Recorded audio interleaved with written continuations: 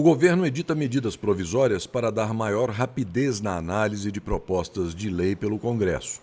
De acordo com a Constituição, essas medidas só podem tratar de questões relevantes e urgentes. As regras começam a valer de imediato, mas podem ser modificadas pelos parlamentares.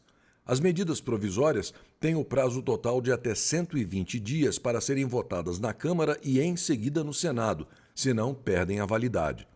No caso de perda de validade ou de rejeição pela Câmara ou pelo Senado, o Congresso tem que votar um decreto legislativo para solucionar os contratos e negócios que foram feitos de acordo com as regras que estavam valendo durante a vigência da medida provisória. Se o Congresso não votar esse decreto, os atos praticados dentro do prazo da MP continuarão valendo. Os debates e votações do Parlamento nos últimos meses foram dominados por propostas destinadas a enfrentar a crise do coronavírus. E algumas medidas provisórias editadas antes da pandemia perderam a validade sem serem votadas. No dia 14 de abril, venceu a medida provisória 902, que determinava o fim da exclusividade da Casa da Moeda para a fabricação de papel moeda e passaportes. E no dia 20, venceu a medida provisória 904, que acabava com o DPVAT, o seguro obrigatório que indeniza as vítimas de acidentes com automóveis, e com o DPEM, que indeniza as vítimas de embarcações. Nesse mesmo dia, o governo revogou a MP 905, que criava o chamado Contrato de Trabalho Verde e Amarelo para evitar o vencimento do prazo. A regra de medida provisória é que devem ser sempre temas de relevância e urgência. Portanto, caducar não é bom, né? Porque são assuntos que são relevantes. Eu considero que nós devemos debater todas.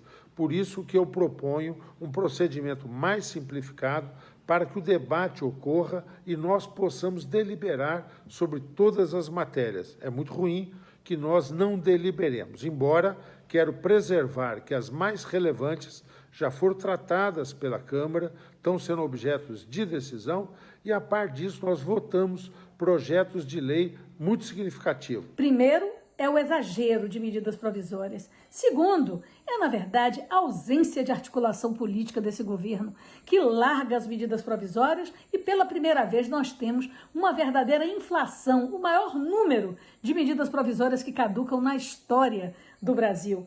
Nessa circunstância, nós entendemos que é a inépcia do governo que constrói essa realidade. Que medidas provisórias nós deveríamos votar? Aquelas que tratam da pandemia do Covid-19, aquelas que têm relevância e urgência para esse período em que defendemos vidas. As medidas provisórias estão perdendo a sua validade não por uma questão de inaptidão do governo ou falta de diálogo. Na verdade, estão perdendo por uma questão política. Eu quero lembrar que a Câmara é uma casa política e, como uma casa política, é uma casa de vários interesses. Portanto, esse argumento de que falta diálogo entre o governo e a casa é um argumento falacioso. O que falta é interesse político e interesse patriótico de colocar os interesses do Brasil acima dos interesses políticos e pessoais. Uma das medidas que entrou em consenso entre nós, deputados federais, é de fazer só que sejam votadas as partes da medida provisória, a essência da medida provisória que tenha consenso. Essas medidas provisórias que estão hoje em discussão vieram de um período antes da pandemia. Mas não há medida provisória que não seja relevante, que não seja importante para o Brasil. Por isso é muito importante que nós votemos todas as medidas provisórias. Não deixemos nenhuma medida provisória para trás. Por quê? Porque simplesmente o Brasil não para.